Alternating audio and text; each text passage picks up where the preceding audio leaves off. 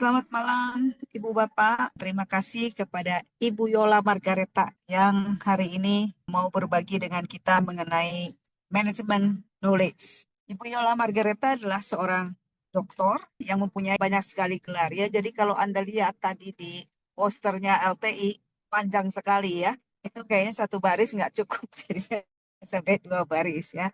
Jadi Ibu Yola Margareta itu mempunyai banyak sekali keterampilan. Malam hari ini beliau akan berbagi dengan kita. Saya berharap kita semua bisa dengan hati yang terbuka belajar bersama-sama. Silahkan Ibu Yola. Terima kasih.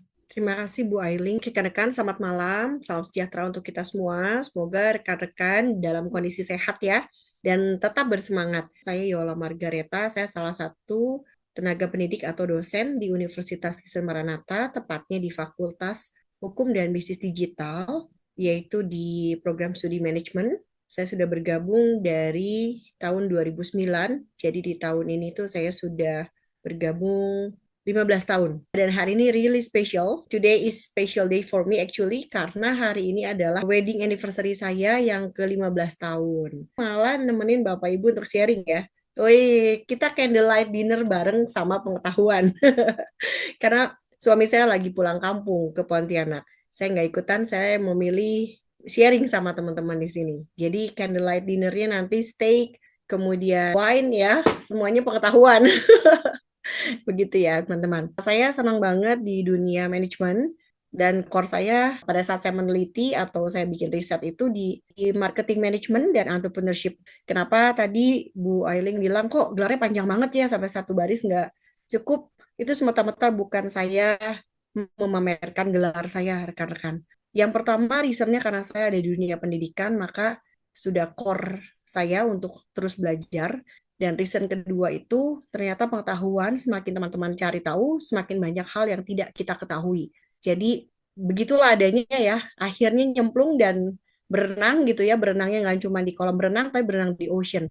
Dan semakin kita merasa tahu, ternyata semakin banyak hal yang kita belum tahu. Jadi senang banget kalau hari ini bisa sharing, karena sesungguhnya banyak banget pasti hal-hal yang belum saya ketahui dari rekan-rekan semua. Nah, hari ini adalah topik pembahasan yang seru banget. Kenapa saya bilang seru? Karena kalau satu semester aja saya mengajar mata kuliah ini tuh nggak cukup, literally nggak cukup banget untuk beresin yang namanya knowledge management. Kalau ngobrol itu ini seru banget dan saya sangat sangat tertarik ya untuk mempelajari lebih dalam tentang knowledge management. Oke, sebelumnya kita bersyukur banget ya sudah mendapatkan Bapak Presiden dan Wakil Presiden yang baru beserta Kabinet Merah Putihnya. Yeay! Hopefully Indonesia akan terus berjaya ya menuju Indonesia Emas 2045 dan akan banyak perubahan, banyak orang-orang hebat yang sudah ada di kabinet. Wah, saya banyak harapan besar. Dan tentunya thank you banget buat Pak Ade dan Bude ya yang sudah 10 tahun melayani kita itu beliau juga luar biasa sekali sebagai seorang leader. Terkait dengan ini, izinkan saya mulai ya. Nanti habis ini saya tunggu nih respon, komen, like sama subscribe, lalu sharing dari itu membuat nanti knowledge management kita semakin bertumbuh bersama. Sepakat ya? Biar saya nggak kayak ngomong sendiri loh. Lagi wedding anniversary ngomong sendiri, sedih banget ya. Jadi harus harus antusias ya. Topiknya itu apa dan mengapa? Biasanya senang banget kalau di awal membahas sebuah topik itu saya suka kasih musuhnya ya. Jadi harus tahu dulu apa dan mengapa karena ini adalah hal dasar yang biasa saya lakukan di kelas. Mahasiswa itu sangat tidak tertarik kalau nggak tahu bahwa ilmu itu sangat bermanfaat. Bahkan literally mereka juga kadang suka nanya ke saya, simple questions, mereka nanya gini, buat apa sih Bu? Kita hasilnya bagus gitu ya, prestasinya bagus. Wakil Menteri ya, Prof. Stella Christy, wah pasti udah pada tahu ya. Keren banget dan beliau memang ahli cognitive science yang dimana beliau memberikan sebuah pemaknaan bahwa demikian. Apabila kita mengetahui sesuatu dan kita akhirnya belajar fokus di sana, kemudian nilainya baik, berarti artinya kan paham terhadap knowledge yang disampaikan mungkin di kelas gitu ya di tempat kuliah dan sebagainya, itu artinya punya kesempatan pada saat di masa yang akan datang itu teman-teman itu memiliki pilihan. Jadi nanti pada saat dewasa after graduate atau masuk dunia industri, dunia bisnis ini di sini juga gap age-nya cukup lumayan ya. Itu akan punya banyak pilihan. Kita sangat bersyukur hari ini bisa stay gitu ya, bisa ngobrol dalam satu waktu yang dimana belum tentu setiap orang itu punya pilihan ini. Jadi actually orang sukses itu bukan orang yang punya segala hal dalam artian materi, kekuasaan, jabatan, atau mungkin gelar S1, 2, 3 sampai profesor kaburator atau bahkan aligator gitu ya, tapi adalah orang yang memiliki pilihan. Mengapa nilai Anda harus bagus? Mengapa Anda harus belajar sungguh-sungguh agar kita menjadi orang yang punya pilihan, gitu ya. Kita punya banyak pilihan dalam hidup sehingga tidak tergantung hanya satu pilihan yang mungkin saja pilihan itu bukan menjadi pilihan yang menyenangkan. Jadi banyak orang yang bertahan, mungkin yang udah jadi orang tua kerasa banget ya, aduh nggak apa-apa lah, saya puas-puasin, saya tahan-tahanin, saya bela-belain. Wah, kenapa? Karena bakat katanya. Kalau orang Bandung bilang bakat ya, bakatingku butuh gitu ya. Aduh, jangan banget deh gitu ya. Karena kita sama sekali tidak punya pilihan. Jadi bertahan karena tidak ada pilihan. Nah, itu yang sangat miris dan jangan sampai terjadi sama kita. Jadi apa dan mengapa? Jadi hari ini kita belajar knowledge management. Kedua tentang visualisasi pengetahuan dan yang terakhir knowledge management proses. Semoga bisa fast freeze ya. Harus cepat ya, tidak ada yang lama-lama. Pernah dengar kan pastinya ketika Juli 1969 itu Amerika berhasil mendaratkan orang ke bulan. Keren banget. Dan pada saat itu geger banget karena Amerika itu keren banget bisa mengalahkan Rusia yang memang sebelumnya sudah berhasil. Namun, sejarah mencatatkan bahwa kejadian itu disebut sebagai bittersweet reflection. Kenapa bittersweet? Sweetnya itu satu pencapaian yang luar biasa. Kebayang nggak sih pada zamannya dengan pengetahuan manusia tuh orang bisa sampai ke bulan. Itu amazing banget. Tapi bitternya, kenapa bitternya? Ternyata selain kita mengetahui bahwa siapakah orang yang pertama kali ke bulan, itu kan terpampang tuh ya di koran-koran, majalah pada zamannya. Karena belum ada e-magazine, e-newspaper pada zamannya, belum ada internet juga. Itu ternyata tidak terdokumentasi dengan baik. Sehingga akhirnya membuat sebuah isu apakah memang itu benar-benar terjadi atau ternyata hanya rekaman saja atau wah udah konspirasi dan sebagainya. Jadi akhirnya banyak pro dan kontra terhadap hal itu. Itulah yang disebut bitternya, bagian bitternya.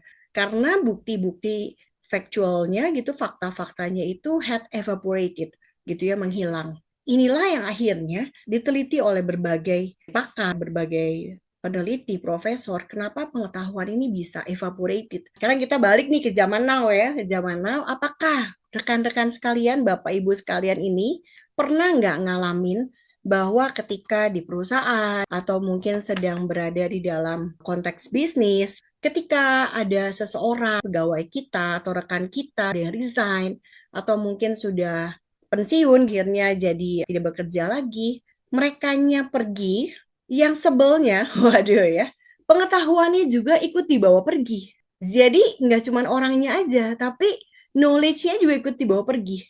Serem banget nggak sih? Dan ini literally banyak banget terjadi, termasuk juga di universitas. Kebanyakan demikian. Jadi pengetahuan itu nempel ke orangnya bukan ke organisasi atau ke entitas bisnisnya. Sehingga apa yang terjadi ya head evaporated tadi, tidak tercatatkan dengan baik, dan akhirnya itu berdampak besar buat perusahaan. Nanti apa saja dampaknya nanti kita akan bahas. Demikian. Itu yang terjadi karena perusahaan tidak mengelola pengetahuan dengan baik.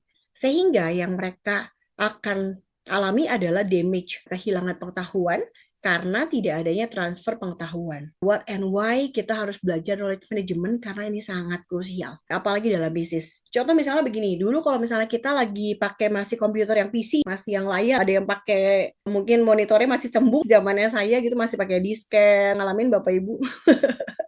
Atau di sini nggak mudeng loh, kayaknya saya udah pakai drive semua Bu, udah pakai USB. Misalnya error nih ya komputer kita ya, terus ada yang bilang, oh kalau misalnya error ditepuk aja tuh di atas monitornya 3 kali ya, dung dung dung gitu ya. Lalu katakan Bismillah gitu ya, atau katakan dalam nama Yesus gitu ya. Waduh itu luar biasa ya. Maka nanti komputernya bisa balik lagi gitu ya. Nah, apakah itu benar-benar pengetahuan atau memang itu adalah satu kepercayaan yang memang harus dibuktikan? Tapi ternyata pengetahuan itu bisa ditelusuri. Pengetahuan itu bukan sesuatu yang memang tidak ada dasarnya. Seperti tadi, misalnya kok dipukul sih Bu di bagian sininya, lalu kita katakan sesuatu gitu dan sebagainya, itu sebenarnya bisa dirunut karena ada dasarnya. Jadi kalau saya mengajar di kelas itu ada 3 caranya. Yang pertama adalah dari pengalaman saya pribadi, yaitu sebagai tacit knowledge, best practice. Itu kenapa saya bisa dapat know-how, karena saya baca explicit knowledge dari buku-buku yang saya baca. Jadi hari ini pun semua materinya adalah dari buku-buku textbook. Paling banyak itu saya ambil dari Becerra Fernandez. Dan nanti saya cerita juga seorang profesor sebagai bapak ilmu pengetahuan knowledge management. Itu yang saya pelajari dan ditambahkan yaitu satu lagi afektif yaitu karakter. Jadi dalam mengelola pengetahuan, biasanya memakai 3 proses itu. Kemudian, mengapa sih si manajemen pengetahuan ini itu perlu kita pelajari? Karena dengan kita mengetahui knowledge management atau KM gitu ya, singkatnya itu biasanya pakai KM, knowledge management, untuk mengetahui kekuatan seluruh sumber daya manusia. Jadi kita put the right man in the right place, kita mengetahui, kemudian kita juga bisa mapping, dan juga kita bisa melihat yang namanya kekuatan SDM kita. Misalnya contoh, banyak yang terjadi biasanya orang IT ya, bikin sistem gitu ya dalam suatu perusahaan, kemudian orang IT-nya beres bikin sistemnya, lalu orang IT-nya pergi. IT man ini biasanya hit and run, bisa beres bikin software ya udah dong, udah beres dong ya, saya nggak ngurusin after sales-nya bukan urusan saya, apalagi dia ya udah resign. Maka kita harus mengetahui bahwa kalau memang si IT man ini mengetahui banget software yang kita gunakan, maka kita harus bakukan itu menjadi sebuah prosedur sehingga kita bisa pakai kekuatan knowledge IT man yang tadi sudah kita rekrut itu bisa diteruskan untuk seluruh SDM. Jadi sama sekali itu nanti setiap SDM di tempat usaha kita atau bisnis kita itu nggak gagap. Contoh banyak juga nih misalnya di dunia birokrasi ya. Wah dipilihlah staf ahli khusus presiden. Wah tapi banyak yang mental juga. Kenapa mereka mental? Karena mereka nggak dipersiapkan secara khusus. Baik dari ilmu pengetahuan, kompetensi, baik juga dari sisi mental. Mereka nggak biasa dengan birokrasi, dengan hal-hal yang birokrat. Akhirnya terjadi konflik of interest. Karena tidak mengetahui kekuatan seluruh sumber daya manusianya. Kemudian di reuse. Ternyata pengetahuan pun adalah sesuatu yang bisa kita reuse. Jadi tidak perlu kita harus gagal-gagal terus, lalu pakai semua jatah gagal kita untuk mendapatkan satu keberhasilan. Jadi kondisinya kita harus bisa merius pengetahuan yang ada sehingga akhirnya best practice atau sesuatu yang baik itu bisa diteruskan. Kemudian mempercepat proses penciptaan pengetahuan baru. Ada ceritanya nih nanti tentang mesin pembuat roti. Mungkin di sini rekan-rekan ada yang udah pernah dengar, tapi nanti saya mau cerita sedikit ya, karena itu adalah dasarnya dari proses penciptaan pengetahuan baru. Akhirnya, dampaknya, harapan kita semua, pergerakan organisasinya jadi stabil. Kenapa stabil? Karena turnover-nya bisa dikontrol. Kemudian, tidak menghambat yang namanya sustainability atau sustainable business. Sustainability ini adalah hal yang sedang happening banget dibahas karena memang menjadi core atau menjadi fokus untuk banyak pihak, tidak hanya dalam bisnis. Tapi yang menjadi pembedanya kita untuk sharing hari ini, karena filsuf Tiongkok itu berkata demikian, kalau misalnya orang yang penuh kasih itu, maka orang itu akan mudah mencintai. Tapi kalau orang yang punya banyak pengetahuan alias beliau-beliau ini adalah orang-orang pintar, maka orang-orang pintar ini harusnya makin banyak membagikan pengetahuan. Jadi orang pintar itu harus makin banyak sharing. Kalau misalnya udah pintar, terus pintar dewek, pintar sendiri, nggak sharing, wah itu nggak guna banget, tidak berdampak. Yang harus kita siapkan untuk kita bisa berkontribusi dalam organisasi atau dalam perusahaan, kita harus bisa mengelola pengetahuan kita sendiri. Makanya, nanti saya ajarin spiral knowledge ya, agar teman-teman bisa mempraktekkan secara simple bagaimana mengelola pengetahuan kita sendiri. Dan itu sangat mudah dilakukan dan it works. Ya, bahkan level mahasiswa pun mereka sangat bisa melakukan hal tersebut dan itu berdampak untuk diri mereka sendiri. Sebelum kita masuk ke organisasi itu kita juga harus bisa menjadi orang yang bisa berkontribusi dan diandalkan. Kenapa? Karena pengetahuan adalah salah satu, nggak satu-satunya ya, salah satunya keunggulan kompetitif. Tapi kadangkala, walaupun dia salah satunya, untuk beberapa pihak, memang benar satu-satunya. Ternyata orang ini ternyata punya pengetahuan luas ya, itu benar-benar keunggulan dia satu-satunya. Jadi kalau salah satunya tuh puji Tuhan banget, tapi kalau satu-satunya nggak ada cara lain kalau kita nggak belajar yang namanya knowledge management. Semenarik itu. Boleh kasih emotionnya? Ini adalah babehnya, bapaknya manajemen pengetahuan. Namanya Prof. Ikujiro Nonaka dari University Jepang yang akhirnya menemukan banyak insight mengenai pengetahuan. Dan Prof ini dari Hitotsubashi University di Jepang. Prof. Ikujiro Nonaka 1995 itu menyatakan bahwa perusahaan yang sukses itu kalau perusahaan tersebut konsisten menghasilkan pengetahuan baru. Wah, apa nih Bu Yol pengetahuan baru? Ini adalah novelty ya. Jadi kalau yang mau sekolah sampai level S3, wah ini seru-seru banget. Ngeri-ngeri sedap S3-nya itu disertasinya harus bisa menghasilkan pengetahuan baru. Jadi harus sesuatu yang didapatkan dari hasil risetnya itu adalah new knowledge. Nah, perusahaan yang sukses itu memang harus selalu hidup untuk menghasilkan sesuatu yang baru. Itu drive-nya. Yang kedua, tidak hanya berhasil menghasilkan, mungkin literally sekarang gampang ya, karena high-tech semua, kemudian juga banyak support system yang mendukung, kemudian juga banyak peluang, banyak mitra, itu menghasilkan sesuatu menjadi sesuatu hal yang tidak sulit. Tapi yang kedua ini yang menjadi PR besar, yaitu how to spread di dalam perusahaan, bagaimana menyebarkannya ke dalam perusahaan. Karena yang tadi saya bilang, nggak bisa cuma pinter sendiri. How to manage pengetahuan sudah berhasil dilakukan oleh diri sendiri, self-manage, tapi nggak bisa juga cukup gitu untuk organisasi, kita harus bantu menyebarkannya. Jadi nggak bisa hanya saya doang yang pinter. Seperti dalam satu tim basket, nggak bisa cuma satu orang doang yang paham tentang basket dan dia shooting guard, nggak bisa. Tapi harus semuanya punya pengetahuan tentang basket. Kemudian yang ketiga, how to implement dalam teknologi atau produk baru.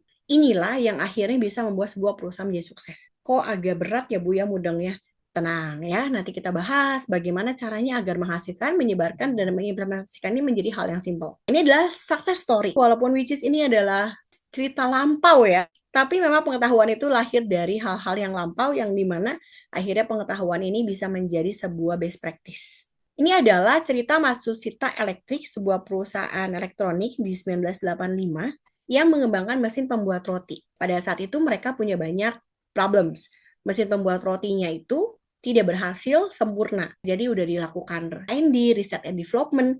Akhirnya dicobain lagi, wah berhasil nih rotinya jadi, tapi luarnya tuh gosong, tapi dalamnya udah mateng. Ada juga yang luarnya tuh belum mateng, tapi dalamnya malah overcook. Pokoknya sama sekali nggak ideal. Sampai akhirnya getting frustrated juga ya, ini kok nggak jadi-jadi ya, gimana nih ya. Harapannya dengan pengetahuan kita tuh, kita masukin semua bahan-bahan roti, tepung, segala macam. Tada! Langsung keluar adonannya udah diuleni dan udah jadi roti. Hal inilah yang menjadi trigger dan menjadi sebuah challenge bagi seorang software engineer. Namanya Ikuko Tanaka. Ikuko Tanaka bilang, wah kalau kayak gini sih nggak akan rampung-rampung ya riset development kita dan nggak akan launching-launching nih produknya. Dia bilang sama bosnya, oke, gimana kalau saya magang ke pembuat roti ternama? Ini kayaknya saya harus belajar sama yang ahlinya deh bikin roti. Karena nih gagal terus, nggak ideal. Lalu dicarilah dan pada saat itu yang paling terhebat itu chef di Osaka International Hotel. Lalu Ikuko Tanaka diizinkan untuk ke sana magang untuk belajar. Nyampe ke sana, Ikuko Tanaka melihat proses pembuatan roti. Di sana dia lihat prosesnya dan sebagainya.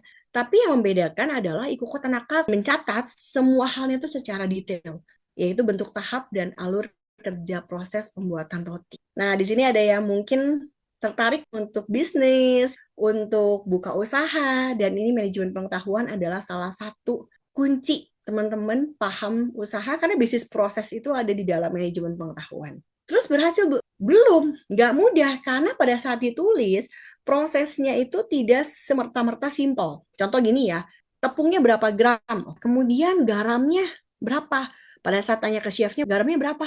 Secukupnya, segini, sejumput. Itu berapa? Nggak ada tuh kalkulasinya. Maka Ikuko Tanaka bilang, nggak bisa nih, ini harus presisi. Saya harus jelas mengukur, tahu berapa sih garam untuk misalnya adonan yang hasil rotinya itu nanti sebesar berapa gram. Nah ini loh yang harus benar-benar diukur. Akhirnya Ikuko Tanaka itu lakukan pengukuran secara detail. Di sini mungkin ada punya pengalaman tentang proses seperti ini, saya punya ya. Saya tuh nggak bisa masak. Yang saya bisa masak tuh cuma dua, masak mie sama masak air. Jadi di 15 tahun pernikahan, 5 tahun pertama itu saya jarang masak, cuma masak mie sama masak air. Sampai suami saya bilang bakar aja dapurnya. Wah, kejam banget ya. Bercanda-bercanda. Jadi sama sekali nggak bisa masak. Jadi akhirnya kalau saya masak itu saya video call sama mama atau mama mertua saya. Dan saya bilang, "Mah, ini gimana nih prosesnya?" Ya udah, kamu udah cuci bahan-bahannya semua udah. Lalu cemplungin itu, cemplungin ini dan sebagainya. Pada saat proses cemplung-cemplungnya masih aman, sequence step by step. Yang repot itu pada saat perbumbuannya. Ayo kamu masukin garam. Segimana? Ya kira-kira lah secukupnya. Nah itu tuh, itu problemnya. Gimana ya bagi kita yang bener-bener awam, nggak punya basic masak, belum pernah baca buku masakan, apalagi nggak punya explicit knowledge, nggak punya tacit knowledge, bahkan nggak punya affective knowledge, nggak punya karakter yang cocok untuk masak. Wah itu mabok banget saya. Ya udah kamu tambahin lagi garamnya. Setelah saya tambah garam, yang tadi kata mama saya secukupnya, gula secukupnya, misal tambah penyedap secukupnya, pas sudah diaduk-aduk, kok tetap ada yang kurang ya. Nah yang kurangnya itu yang saya bingung apa ya. Sedangkan kalau mama saya masak, itu tampak tidak ada ukurannya, tapi kok rasanya, wah sepakat ya, masakan mama itu yang paling enak sedunia. Sepakat. Sama, masakan mama saya juga paling enak sedunia. Nah, inilah yang akhirnya Ikuko Tanaka jadikan challenge-nya sebagai tahapan dan alur. Finally, guys, mesin rotinya berhasil dibuat, pilot project-nya dibuat satu dan sudah dites, kemudian akhirnya MVP-nya minimum viable product juga sudah dibuat dan akhirnya di launch. You know what? Hasilnya mendapatkan rekor penjualan masuk sampai ke Hall of Fame sebagai perlengkapan dapur terbesar pada tahun pertama pemasaran. Keren gak sih? Jadi sesuatu yang tadinya abstrak, yang tadinya tacit knowledge dari si chef, itu ternyata bisa kita rapikan alur tahapannya. Cerita success story dari Matsushita Elektri. Nah, dari pengalaman ini, maka Prof. Ikujuro Nonaka membuatlah sebuah spiral model manajemen pengetahuan. Nah, ini yang tadi saya bilang gampang banget kalau Bapak Ibu nanti suatu saat bisa mengimplementasikannya di dalam bisnis atau di dalam organisasinya Bapak Ibu.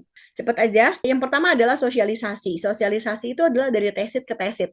Jadi gampang aja, tesit itu adalah best practice yang ada di otak kita, di hati kita, di pikiran kita, itu tacit knowledge. Nah, kadang-kala tuh nggak mudah ya dari tesit ke tesit gitu untuk ngasih tahunya. Biasanya kita kasih contoh. Gimana sih Bu Yola naik sepeda? Gimana ya? Ya kayak gini nih naik sepeda. Yuk kita naik sepeda bareng, lalu diajari, pernah dulu diajarin orang tua, dipegangin sepeda dari belakang, lalu dikasih lah tutorialnya, dan kita akhirnya bisa naik sepeda.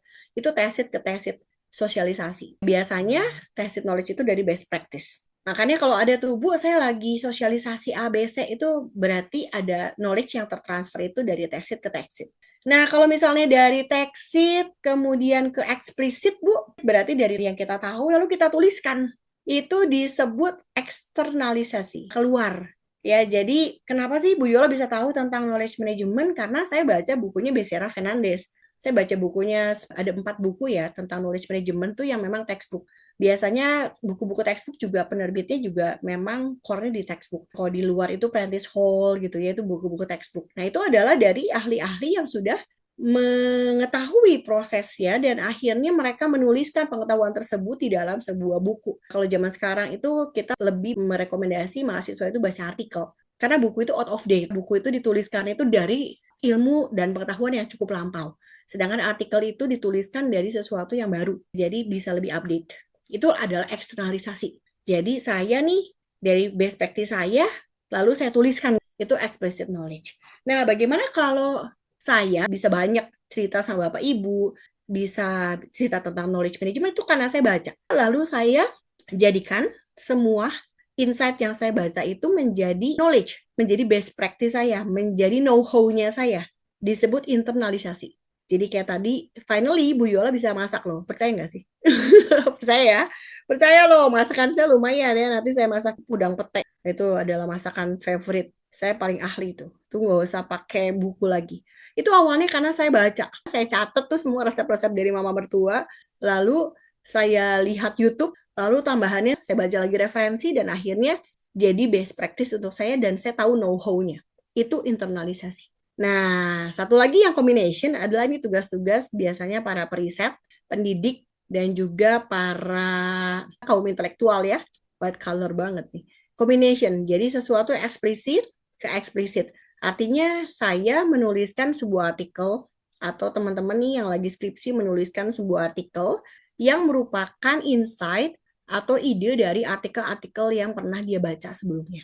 Jadi hasil artikelnya itu adalah insight dari ide-ide yang sudah dia dapatkan dari artikel atau sumber sebelumnya.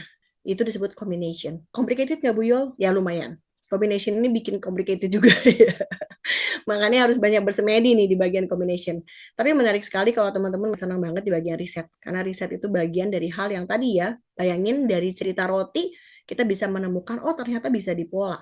Gitu ya. Nah, nanti kalau mau nanya tentang socialization, externalization, internalization, sama combination, nanti ya pas habis sesi ya. Pasti pertanyaannya, why? Ngapain dong? Kita harus belajar yang namanya knowledge management. Kalau tadi itu sudah serangkaian apa sih minimal sedikit kita pernah tahu yang pernah dengar tentang knowledge management. The first one atau first thing first karena memang kompleksitas dunia bisnis. Dunia bisnis kita itu udah kategori kompetitifnya itu hyper kompetitif. Jadi kita nggak bisa nunggu, nggak bisa cukup sabar dengan banyak kegagalan. Nggak apa-apa, kamu lagi belajar ya, salah wajar, nggak apa-apa. Oh kita untungnya kecil ya, turun ya. ROE, ROI-nya nggak apa-apa ya. Tahun depan kita tingkatkan lagi. Itu nggak bisa. Nggak bisa banget. Nggak, no excuse. Karena memang kompleksitas dunia bisnis. Sekarang untuk bertahan aja udah sangat bersyukur. Dan yang bertahan itu bukan yang tercepat, tapi yang paling bisa berkolaborasi. Nah, hal itulah yang akhirnya perlu kita belajar knowledge management. Jangan sampai orang-orang yang sudah kita didik, kemudian mereka cerdas di organisasi kita, mereka resign. Knowledge-nya ke bawah juga resign. Itu gawat banget. Dan misalnya diteruskan sama orang-orang yang nggak punya kompetensi yang sama bagusnya, bahkan less than, dan akhirnya mereka melakukan kesalahan, itu bisa menjadi damage besar. Misalnya IT kita itu sudah membangun sebuah software, sangat baik di kita. Kemudian ketika dia pergi, hal itu tidak dibakukan, tidak dimasukkan dalam sebuah prosedur, bahkan tidak dirapikan SOP-nya, itu kebawa pergi juga kan knowledge-nya. Itu ketika ada IT yang baru yang masuk untuk menghandle, itu gawat banget. Mending kalau misalnya hanya buat proses bisnis kita menjadi delay atau terhambat. Bagaimana kalau ada resiko secara money, secara damage-nya itu ke arah revenue atau ke arah resiko yang lebih besar lagi. Kebayang nggak sih kalau misalnya ATM kita, amit-amit gitu salah satu bank besar di Indonesia, ngaco sistem IT-nya terus error, sempet loh. Ini pernah kejadian, makanya that's why saya kasih contohnya. Ujuk-ujuk, mending kalau ATM kita jumlahnya jadi nambah nolnya ya. Kalau kurang, brand trust-nya bisa keganggu banget. Mending kalau begitu. Bagaimana kalau misalnya perusahaan saya itu bagian leasing ya, yang tadi cicilan motornya masih 12 kali lagi gitu ya, alias setahun, sekarang jadi lunas. Atau kebalikannya, yang udah lunas, sekarang jadi punya hutang lagi. Itu ngeri banget. Makanya that's why kita harus memanage pengetahuan itu, nggak hanya perorangan pribadi, tapi di dalam organisasi. Next, berikutnya cepatnya perubahan pasar. Market itu benar-benar berubah banget dan cepat banget. Bahkan dengan adanya gaps age, kemudian sekarang kita harus jualannya itu nggak bisa ke satu target market aja. Nanti kapan-kapan kita bicara tentang marketing ya, seru banget nih marketing generasi X sama generasi Y sama generasi Alpha ini beda-beda loh cara how to approach mereka. Dan beda-beda juga bagaimana caranya mereka bisa pakai duit. Kita harus pinter-pinter follow the money. Di mana si generasi-generasi ini tuh buang duit. Makanya bisnis kita tuh harus aware ke sana. Ayo kita harus create opportunity bisnis yang dimana mereka tuh rajin buang duit di sana. Ini adalah tentang perubahan pasar. Dan yang ketiga, perlunya respon yang cepat dan intensif. Jadi kita nggak bisa nunggu respon yang lama. Udah pasti kita akan kalah saing. Dan terakhir, berkurangnya pengalaman individual. Ini ngeri banget, karena belum tentu juga teman-teman member yang baru itu punya pengalaman yang sama expertnya, atau sama berpengalamannya dengan teman-teman yang sudah resign tadi. Sedangkan kita butuh banget mereka untuk di bisnis yang agile. Ini yang ngeri. Kenapa? Karena create new leader, create someone untuk mempersiapkan mereka itu dalam organisasi itu butuh waktu yang cukup signifikan. Sedangkan resign lebih cepat, kemudian nggak di planning juga SDM ini. Kalau ada di sini orang-orang HR, planning organisasi, planning sumber daya manusia itu adalah salah satu hal yang ngeri-ngeri sedap, karena ya tadi harus dipersiapkan jangan sampai ketika dibutuhkan itu kita kekurangan sumber daya manusianya gitu ya. Kan nggak mungkin Bapak Ibu ngantri di sebuah bank yang katanya dulu bank capek antri, tapi sekarang udah fast furious ya pelayanannya, service excellence banget. Anda ketemu teller yang, maaf ya Pak, Bu, saya baru belajar. Saya lagi magang. Sebentar ya Bu ya, sabar. Ibu mau nyetor berapa? Oh 10M. Bentar ya Bu ya, saya baru magang, saya baru aja belajar ngitung duit. Itu nggak mungkin banget terjadi karena mereka sudah prepare yang namanya planning HR. Planning human resources-nya itu mereka prepare dengan sangat baik. Karena mereka aware bahwa yang namanya knowledge is intangible assets. Termasuk juga manusia-manusia di dalam organisasinya juga adalah intangible assets. Bahkan kalau di marketing tuh ada istilah karyawan yang happy itu akan menghasilkan pelanggan yang happy. Menarik ya. Kita bicara nanti di bagian marketing, kalau yang itu kita nggak bahas di sini. Lalu way berikutnya, yang pasti organisasi sekarang mengalami perampingan organisasi karena dalam prosesnya itu turnover pegawainya tinggi, kemudian juga banyaknya teknologi yang membantu dalam proses sehingga kebutuhan orang tertentu juga menjadi lebih sedikit. Kita bisa melihat dari kaca negara Tiongkok, bahkan dalam satu 3.000 meter square, mereka pun hanya membutuhkan beberapa orang saja dan sisanya pakai robot otomatisasi. Itu yang akhirnya membuat organisasi sangat sulit untuk memilih dan memilah tentang tim di dalam organisasi tersebut. Kemudian pembuat kebijakan organisasi dituntut lebih akurat dan cepat dalam pengambilan keputusan. Sekarang kalau Gen Z mungkin nanti mau nanya, Bu, kenapa sih nggak nanya chat GPT aja? Itu makanya Prof. Stella Kris sudah sempat bahas ya. Kalau kita sering pakai chat GPT, kata nanti kita kehilangan afektifnya. Kita kehilangan insting dan insight how to make the best decision. Karena ChatGPT nggak bisa bikin keputusan yang akurat ya. Keputusan yang dia jawab bisa, tapi belum tentu itu yang terakurat. Dalam lingkungan bisnis yang kompleks, karena perubahan segmen pasar yang cepat. Pengetahuan sebagai sumber ekonomi, jadi sumber ekonomi lagi nggak berdasar pada modal, sumber daya alam, atau tenaga kerja, tapi adalah knowledge. Jadi kalau ditanya misalnya analoginya kayak gini, saya pengen menurut Bapak Ibu dan rekan-rekan semua, lebih penting penampilan atau lebih penting pengetahuan sih? Kayaknya orang seneng banget kalau penampilannya cantik, alisnya rapi, ganteng, bening, atau lebih suka sama yang berpengetahuan luas. Gimana nih? Di sini masih ada yang single? Mungkin yang single mau yang cantik tapi kurang berpengetahuan, atau yang berpengetahuan tapi kurang cantik sih. Mungkin boleh dipilih di kolom chat ya. Mau pilih yang mana? Bu, saya maunya yang cantik dan berpengetahuan. Wah, itu memang perfect combination ya. Kenapa? Karena ya untuk menarik attraction sesaat mungkin kita butuh yang appearance-nya cantik ya. Tapi untuk sampai long lasting gitu, kita butuh yang pengetahuannya luas pastinya. Karena kan kita mencari teman hidup, bukan teman konflik. Ini adalah industri-industri yang berbasis pengetahuan, teman-teman. Jadi jangan salah bahwa unicorn industry company itu adalah mereka yang sangat aware dengan pengetahuan. Bahkan kemarin saya baru dengar satu short video, keren banget, itu adalah co-foundernya dari Google, dan Google pun dibentuk dari sebuah mimpi yang dimana co-foundernya itu bermimpi bahwa suatu saat itu saya akan mendapatkan sebuah cara untuk ngumpulin semua yang saya butuhkan dalam satu web, dan lahirlah search engine Google. Kenapa mereka bisa membuat sebuah perusahaan yang luar biasa? Karena mereka memanage knowledge. Seperti di sini Uber, the world's largest taxi company, tapi mereka nggak punya kendaraan. Google, ini largest media, tapi bukan the first one in the world ya. Ini juga mereka advertising company creates no content. Alibaba, the most retailer, tapi mereka nggak punya gudang yang actually harus dibayar listriknya, landnya, atau biaya sewanya. Itu mereka no inventory. Airbnb, the world's largest accommodation, tapi apa yang terjadi, mereka juga nggak punya rumahnya. Pernah ya mungkin yang mencoba akses Airbnb ya. Saya sendiri adalah pelanggan setia Airbnb kalau ke Jepang, karena saya keluarganya besar, orangnya besar-besar, dari size maksudnya. Dan accommodationnya di Jepang tuh kan hotelnya mini-mini. Jadi kalau buat saya sesek. Jadi saya harus ke Airbnb. Kemudian Gojek, perusahaan angkutan umum tanpa memiliki kendaraan. Bahkan kendaraannya punya si abang Gojeknya, ya kan? Dibawa pulang, hilang juga tanggung jawab abang Gojeknya, diservis juga abang Gojeknya. Ini keren banget. Ini adalah perusahaan-perusahaan yang memanage pengetahuan. Jadi kalau sekarang misalnya ada Gen Z bilang sama saya, Bu Yol, saya pengen usaha dong, tapi saya nggak punya modal. Aduh, bahasa Bandungnya mah teuing ya, sedih banget. Kenapa? Karena kamu tuh punya knowledge. Knowledge is a capital for you actually, dan Tuhan udah kasih capital yang sesungguhnya nih. Kita bisa manage.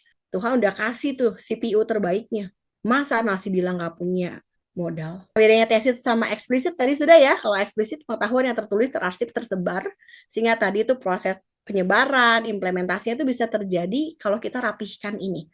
Memang ini ribet banget ya Bapak Ibu, kita sampai harus bikinin SOP-nya, bikinin detailnya, bahkan bikinin taksonomi Bloom-nya, kalau di dunia pendidikan, bahkan sampai alurnya, tapi ini long lasting, karena ini tertulis dan terarsip, bahkan menjadi sebuah legacy, menjadi sebuah warisan. Jadi kalau orangnya udah nggak ada lagi, itu resep-resep dari kakek nenek kita, nenek ya banyaknya, resep-resep nenek itu bisa menjadi sebuah explicit knowledge. Contohnya pernah denger bolu jadul Nyonya Lim, pikue, wah ya, itu kan explicit knowledge dari emak-emak zaman generasi satu tuh, yang dimana akhirnya dibakukan dan akhirnya dibuatlah sampai sekarang dimasalkan. Itu adalah explicit knowledge. Bagaimana kalau si emak itu atau nenek itu tidak mentransfer knowledge-nya? Neneknya pergi meninggal, ya dibawa juga semua pengetahuannya meninggal ke alam baka. Tacit knowledge, kalau tacit knowledge bentuknya know-how, pengalaman, skill, rules of thumb. Jadi sekarang kejawab dong kenapa saya punya gelar banyak banget di belakang. Bukan karena apa? Karena saya percaya ketika saya memahami banyak hal, saya punya tacit knowledge, dan itu membuat saya punya pilihan. Setidaknya saya punya pilihan. Hari ini bisa berbagi sesuatu buat Bapak Ibu di wedding anniversary. Jadi saya yang anniversary, tapi saya yang kasih hadiah buat Bapak Ibu malam hari ini. Dan biasanya, kerennya, pengetahuan kita tuh jauh lebih banyak daripada apa yang kita ceritakan. Michael Poliani ini adalah salah satu pakar di knowledge management. Sekali lagi, pengetahuan yang kita punya itu jauh lebih banyak dari apa yang kita ceritain. Kebayang dong? Jadi kalau misalnya saya banyak belajar, berarti banyak hal juga yang bisa saya sharing. Bukankah hidup ini menyenangkan dengan banyak berbagi? Ini adalah prosesnya, deklaratif sama prosedural. Jadi kalau misalnya teman-teman mau mengimplementasikannya know what, maka teman-teman bisa pakai declaration knowledge. Focus on benefit on relationship among variable know and what. Tapi kalau mau know how, teman-teman bisa pakai procedural knowledge. Nah, tergantung nanti kebutuhannya Bapak Ibu mau yang mana di dalam perusahaan atau dalam organisasi dibutuhkan untuk mentransfer knowledge tadi. Kalau visualisasinya gimana sih Bu Yo? Saya pengen tahu nih secara kasat mata tuh yang kayak kumaha bagaimana ya. Nanti teman-teman bisa lihat di mind mapping sama flowchart. Dan itu memang dibuatnya oleh siapa? Oleh manusia. Mungkin AI bisa buat, tapi AI tidak akan buat serigid itu karena AI tidak bisa dapat insight. AI hanya bisa mendapatkan data, information, abis kayak gitu dapat model. Tapi nggak bisa sampai insight dan wisdom. Jadi tetap bagian kita itu jangan sampai bisa di-copy sama AI. AI bisa copying, tapi AI nggak bisa duplicate kita. Ya makanya ada lagunya kan. Imitate kita bisa, tapi duplicate kita nggak bisa. Jadi Buyol yang model begini cuma satu-satunya di dunia. Bener-bener limited edition. Tapi kalau misalnya AI-nya imitate saya, ngomongnya kayak saya, mirip-mirip, mungkin bisa.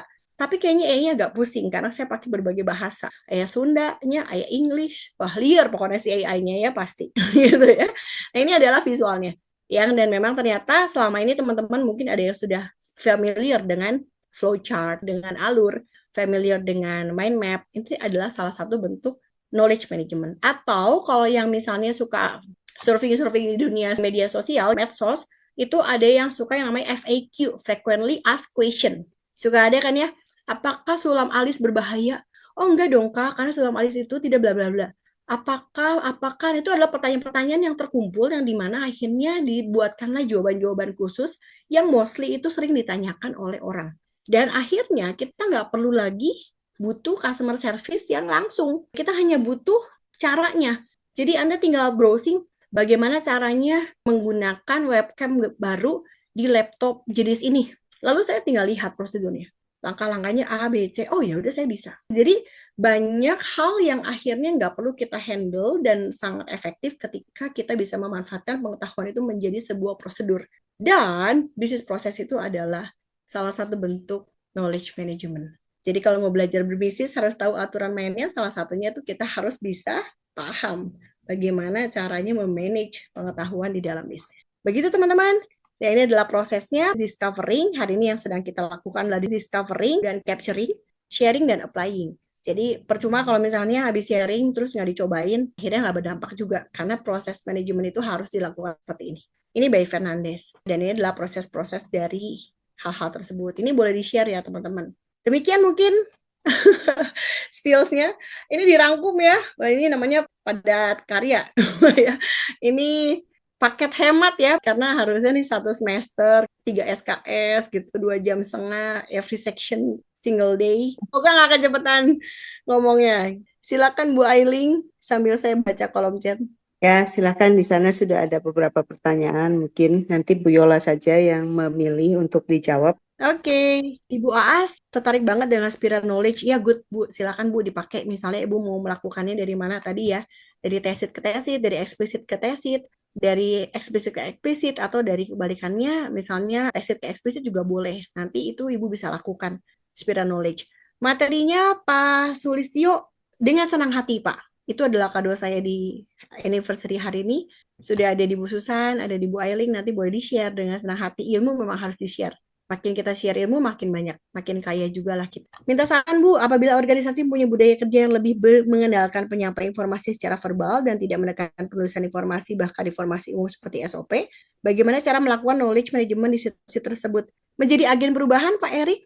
Kalau berkenan, Bapak bisa berikan sebuah role model atau contoh dari hal-hal yang Bapak lakukan, mungkin skupnya Bapak dulu dan Bapak lakukan prosedurnya. Biasanya nanti ketika akhirnya efektif, maka si manajemen atau perusahaan tersebut juga melihat bahwa oh ternyata betul ya kita membutuhkan knowledge management. Pengalaman saya misalnya kalau saya handle waktu di lembaga itu adalah berbagai event. Biasanya retensi untuk penggantian anak magang itu juga keluar masuknya cepat. Nah, besoknya ada event anak magang baru datang, dia nggak ngerti apa-apa, saya langsung kasih prosedur. Dia baca, oh bisa Bu, saya udah ngerti. how to handle. Maka saya sangat efektif banget untuk nggak usah ngajarin dia satu detail, bahkan nggak usah saya yang turun, dia hanya perlu baca, dan dia bisa langsung lakukan dengan standar yang sama. Jadi kalau Pak Erik Budiono mau jadi agent of change, boleh banget Pak. Dari hal yang kecil aja. Karena semakin rapi nanti prosedurnya, maka sebenarnya organisasi itu akan sangat memudahkan. Jadi IT, knowledge itu harusnya bisa kita pakai untuk mempermudah kita ya. Bukan bikin makin complicated. Demikian. Menjawabkah Pak Erik? Iya, Oke, Bu, terima kasih. sama-sama. Apakah bisa tersampaikan nggak Bapak Ibu apa yang hari ini saya sampaikan bisa dipahami kah? Atau mendapatkan sesuatu? Atau Pak Sulistyo ini ada sudah open cam mau menyampaikan sesuatu Pak Suli silakan. Ya, terima kasih Bu Yola. Ini luar biasa sekali materinya ini. Sama-sama Saya Pak, sangat Tuhan berkati. Makasih. terima kasih dengan pencerahannya. Makanya saya minta, jika diizinkan, minta PPT-nya untuk bisa dibaca ulang gitu ya. Dengan senang hati Pak, monggo nanti di-share. Yang kedua, dengan materi ini saya jadi banyak pertanyaan, khususnya karakteristik bangsa kita. Bangsa kita ini ya maaf sekali, mungkin akhir-akhir ini ya, atau mungkin sejak dulu juga, jarang sekali yang punya jiwa besar. Contohnya katakan di kantor saja, ketika kita sudah merintis sesuatu dan rintisan itu sudah terbukti manfaatnya, tetapi ketika si perintis ini sudah tidak lagi menjabat di jabatan tertentu dan di pejabat baru, rintisan itu yang sudah terbukti nyata kebaikannya, efektivitasnya, itu dihilangkan begitu saja karena pejabat baru ini ingin muncul, ini gue. Contohnya kalau di dunia pendidikan itu kurikulum lah, dari presiden satu ke presiden berikutnya kan saya tidak melihat sebuah benang merah yang presiden yang sekarang atau menteri pendidikan yang sekarang akan melihat dengan cermat kurikulum yang sebelumnya, dicermati dan seterusnya, mana bagusnya, mana punya. Tetapi pokoknya lupakan yang kemarin, sekarang harus baru. Apalagi ketika penguasa yang sebelumnya itu lawan politiknya. Di kantor pun juga bisa terjadi seperti itu. Jadi sekarang pertanyaannya adalah bagaimana supaya knowledge tadi itu tetap bisa dipertahankan sebagai sesuatu yang bisa ditindaklanjuti dan diakui dan dilaksanakan. Ketika knowledge tersebut adalah knowledge yang sudah terbukti luar biasa. Lalu ada satu lagi, di masyarakat tradisional kita itu begitu banyak sekali knowledge, local wisdom, itu luar biasa. Tetapi ketika zaman berubah, masuk ke dunia modern, segala kebutuhan itu sangat mendesak dan seterusnya, sehingga misalnya saja bagaimana melestarikan hutan, itu local wisdomnya luar biasa di berbagai daerah. Tetapi begitu eranya berubah, tuntutannya berubah, seluruh local wisdom itu dikubur. Akibatnya yang terjadi adalah krisis lingkungan. Bagaimana sekarang local wisdom yang banyak tetap bisa dipertahankan atau dikembangkan atau dimodifikasi sehingga itu masih bisa berjalan, sementara kebutuhan masyarakat modern juga bisa terpenuhi. Kalau ini saya lihat di Indonesia sangat bermasalah. IKN itu termasuk sangat bermasalah. Itu saja. Terima kasih.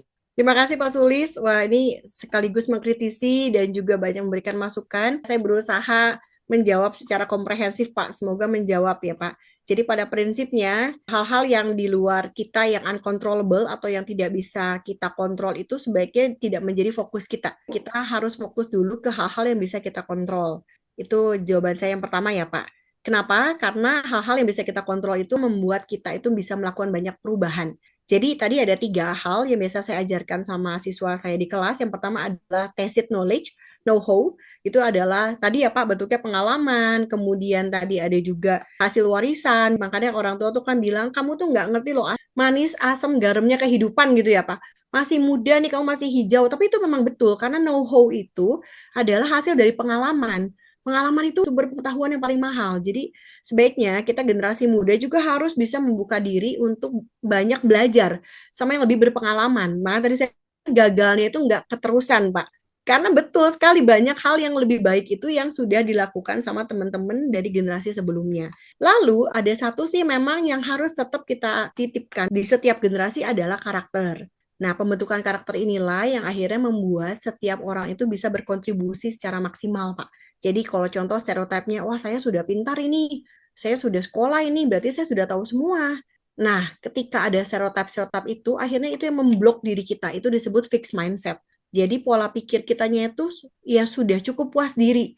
Nah, itulah yang membuat akhirnya kita tidak mau terima, tidak mau dengar, tidak mau cari tahu kenapa yang dulu itu lebih baik.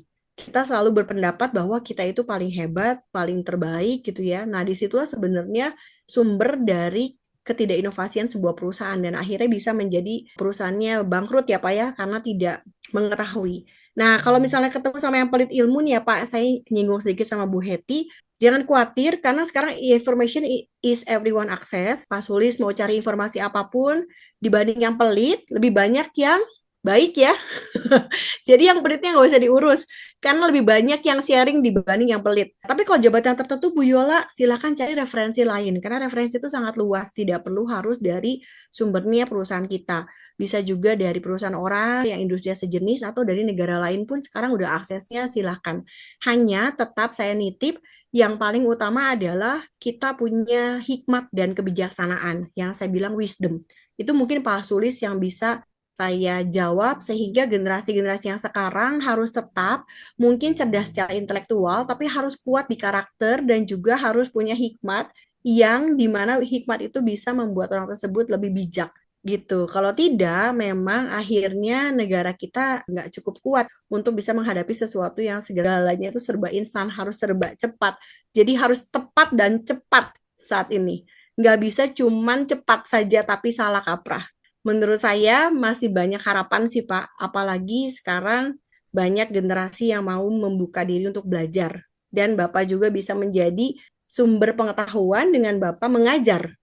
Jadi jangan lelah ya Pak, untuk ajarin kita-kita nih bagaimana caranya untuk bijak dalam mengelola pengetahuan. Pak Sulis, Terima demikian. kasih banyak. Nah, terima Sama-sama kasih. Bu Heti, semoga juga menjawab ya Bu. Waktunya kurang panjang ya. Nanti Iya, tahun depan 1 tahun lagi anniversary saya kita agendakan ya. kayaknya nggak nunggu anniversary deh Bu Yola. Ah Kita gitu. akan Kami berterima kasih sekali kepada Ibu Yola Margareta yang malam hari ini sudah berbagi dengan kita ya. Silakan Anda memberikan emoji Terima tepuk kasih Pak tangan. Susilo. Ya, Terima terima kasih. kasih ya Bu Yola ya. Dan kita tentunya senang sekali ya hari ini kita mendapatkan insight. Oke, baik. Terima kasih banyak Ibu Yola sekali lagi dan terima kasih untuk semua Anda yang mau belajar bersama-sama dengan LPI pada malam hari ini. Thank you. Selamat malam ya. Bye-bye.